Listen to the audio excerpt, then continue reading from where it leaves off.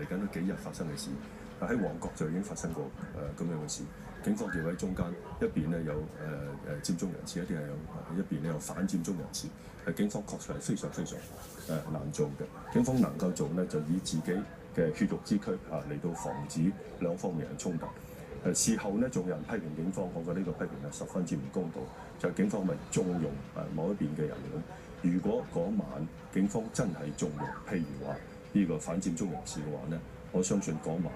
我哋出現嘅傷亡情況會好嚴重，而且受傷害嘅人呢，仲係佔中人士比較多。再説明乜嘢呢？無論係催淚煙嘅問題又好，或者旺角嗰晚發生嘅事情又好，或者嚟緊嗰幾日可能發生佔中同埋非佔中人、反佔中人士之間衝突好，警方佢本住一條就係咩呢？佢專業訓練，佢嘅過去一直以嚟呢，俾大家個專業服務，以及呢係依法施政，佢並冇任何嘅政治考慮。但如果佢係按專業訓練嘅話，嗰啲路障一早就應該已經清咗啦嘛。清唔到嘅原因就係因為有政治原因喺呢一度，係咪？唔係，都係當地嗰個秩序嘅原因嘅。大家可以睇到呢，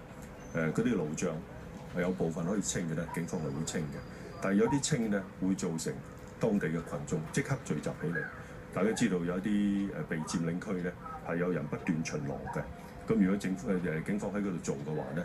就會出現一種情況，就咩大批嘅民眾湧上嚟，甚至乎所謂反包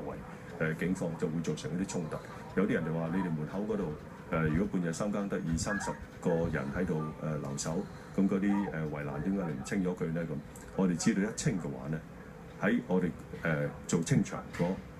20分鐘、30分鐘嘅時間，好快就有人趕過嚟。所以我哋個問題就係話，出現一個衝突。呢個問題就唔係警方有冇能力清，或者警方是否專業嗰個問題啦，就係當連行政長官都翻唔到辦公室辦公嚇，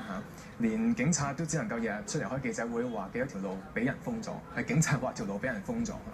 喺咁嘅情況之下，係咪顯示其實政府根本冇能力，已經冇咁嘅能量可以管治到呢個社會咧？我哋唔想用大家喺電視畫面嗰度睇到嘅西方民主國家出現嘅嗰種衝突場面，我哋唔想出現有示威者因為警方嘅用嘅武力去做一個大規模